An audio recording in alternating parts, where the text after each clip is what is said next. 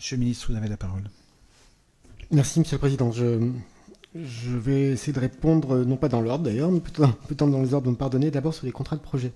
Nous ne prévoyons pas de prorogation, pour une raison particulièrement simple, ou je ne sais comment dire, mais la loi Sauvadet de 2012 prévoit qu'à partir de 6 ans sur le même poste, il y a un CDI. C'est la raison pour laquelle nous nous inscrivons dans un CDD, et nous ne voulons pas remettre en cause, par le biais du contrat de projet, cette possibilité de CDIsation des agents, qui était une possibilité qui était attendue, et qui rencontre un certain succès.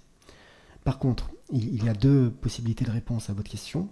La première, c'est qu'en cas de prolongation au-delà du contrat, on tombera sous le coup, si on peut dire, du CDI, et que dans ce cas-là, la rupture conventionnelle pourra être une façon d'y mettre fin si l'agent et son employeur souhaitent prolonger leur collaboration pendant quelques années, mais pas nécessairement à l'échelle d'une carrière.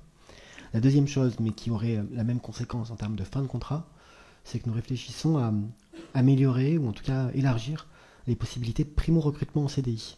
Parce qu'il y a un certain nombre de métiers extrêmement techniques pour lesquels nous n'avons pas de formation spécifique dans la fonction publique, et pour lesquels, par exemple, les établissements publics de l'État peuvent avoir recours à un primo-recrutement directement en CDI. Ce qui pourrait être aussi une formule intéressante dans un certain nombre de situations et de cas particuliers.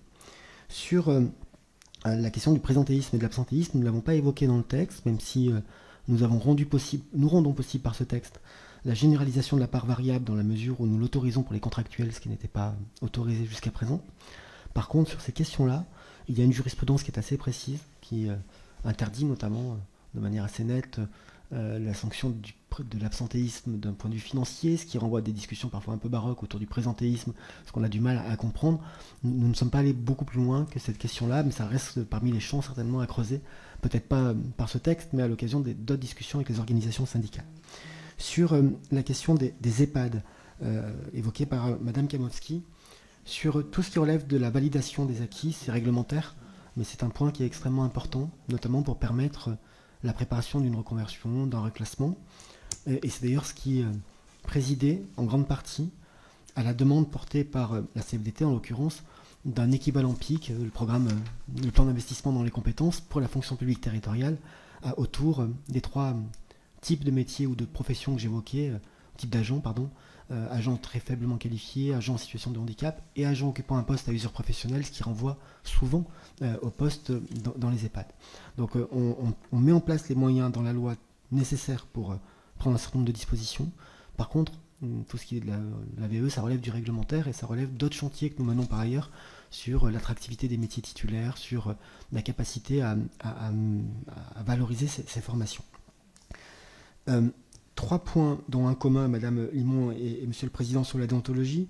Premier point sur les mobilités et les leviers de management. Garder les meilleurs, c'est toujours une gageure.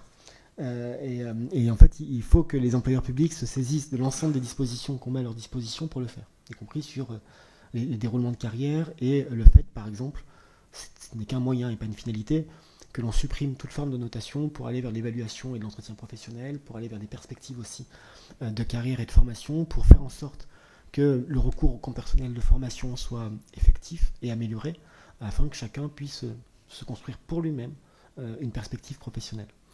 Nous ne répondrons pas par le texte à toutes ces questions. En tout cas, nous ne ferons pas les choses à la place des employeurs. Ils ont un cadre qui est contraint, ils peuvent nous demander de la liberté, ils le font, mais ensuite ils seront chacun dans leur gestion quotidienne. Et de la même manière que sur la question des contrats, par exemple, nous autorisons plus facilement le recours au contrat, mais nous ne l'obligeons pas. Et donc c'est véritablement un champ de possibilités que l'on donne, y compris en matière d'accompagnement des carrières.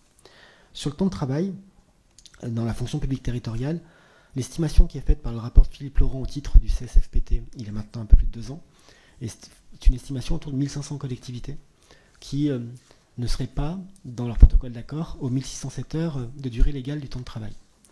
Souvent, ces collectivités maintiennent des protocoles en vigueur depuis avant 2001, en application de l'article 7-1 de la loi de 2000, qui précisait que les collectivités ayant des protocoles antérieurs à 2001 et inférieurs à 1607 heures dans leur quotité peuvent les maintenir tant qu'ils ne sont pas révisés. La plupart des rapports des chambres régionales des comptes incitent, pour ne pas dire plus, les collectivités à réviser ces protocoles. Toutes ne l'ont pas fait. La loi va rendre obligatoire cette révision dans l'année qui suivra non pas la publication de la loi, mais le prochain renouvellement des assemblées délibérantes de chaque collectivité. Car nous avons considéré que c'était plutôt un dossier de début de mandat que de fin de mandat, et que par ailleurs, ça laisserait un peu de temps supplémentaire de préparation pour cela. L'estimation qui est faite du manque à gagner, mais je ne suis pas sûr qu'on puisse le formuler comme ça, est autour de 30 000 équivalents temps plein. Mais j'appelle toujours à beaucoup de méfiance sur les règles de 3, parce que lorsqu'il manque, entre guillemets, 1 heure par semaine à un agent dans une collectivité de 10, 15 ou 20 salariés, ce n'est pas parce que cette heure est travaillée que l'on va réduire les effectifs ou considérer que l'on a gagné 1, 2 ou 3 ETP. Donc soyons prudents avec cela. Je précise que le même débat sera posé pour l'État, puisqu'un récent rapport montre que, au-delà des professions avec des régimes particuliers, comme les enseignants par exemple, sur les 1 100 000 agents de l'État qui n'ont pas de régime très particulier, 310 000 ne travailleraient pas 1607 heures par an, 190 000 du fait de suggestions particulières, travaillent le week-end ou de nuit, comme dans la territoriale d'ailleurs, comme dans le secteur privé, et nous les maintenons bien évidemment, et 120 000 pour des raisons moins faciles à expliquer, et l'État, le gouvernement, est évidemment prêt à prendre les dispositions nécessaires et à rendre compte de ces dispositions pour voir comment on revient à un régime normal, puisque si l'on appelle les collectivités à se mettre en conformité avec la loi, il est aussi normal que le gouvernement fasse le travail pour ce qui concerne l'État. Enfin, sur la commission de déontologie, pour préciser ce que nous envisageons de faire. Aujourd'hui, la commission de déontologie est saisie d'environ 8000 dossiers par an, avec des difficultés d'instruction, et il faut bien reconnaître que certains dossiers font l'objet d'une saisie obligatoire de la commission de déontologie, alors que les métiers exercés, les fonctions exercées, ne présentent pas un risque majeur en termes de déontologie. Ce que nous voulons, c'est recentrer la saisie obligatoire de la commission de déontologie sur les fonctions à risque, et il faut les définir. Par contre, si nous les recentrons sur les fonctions à risque, nous voulons faire 2 choses en plus.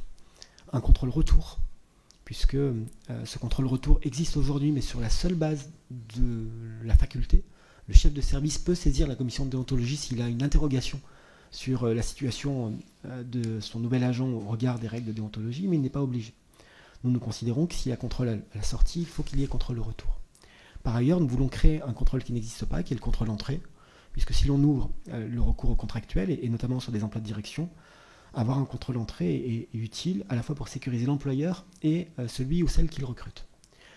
Nous voulons aussi améliorer la question de la publicité des avis rendus par la commission, leur suivi et les possibilités de sanctions. Et par ailleurs, nous voulons, de manière générale, que la prévention des conflits d'intérêts soit plus automatique, plus facile, sans saisie de la Commission nationale de déontologie. Ce sont les orientations qui sont les nôtres, et l'article du projet de loi consacré à ce sujet pose ces orientations. Je sais par ailleurs que Fabien Matras et Olivier Marlex ont déposé sur le bureau de la Commission des lois un rapport sur ce sujet-là, qui est intéressant. Nous ne partageons pas absolument toutes les dispositions et propositions du rapport, mais c'est bien normal, puisque chacun fait son travail et défend ses propositions. Mais beaucoup nous conviennent aussi, et je suis convaincu qu'une discussion suffira à planir beaucoup de divergences pour trouver des propositions d'amélioration du contrôle de déontologie qui soient partagées, qui soient appuyées sur les travaux notamment de Fabien Matras pour nous permettre de progresser. Et je mesure bien la sensibilité et l'attente des députés. Beaucoup de députés de la majorité m'en ont parlé, mais des députés d'autres bancs, d'autres groupes ont aussi souligné ce matin en commission des lois leur intérêt pour la déontologie et l'encadrement, la prévention des conflits d'intérêts. Et j'ai la conviction que l'article que nous proposons gagnera à être enrichi par la discussion parlementaire. Merci beaucoup. Monsieur le rapporteur, un dernier mot.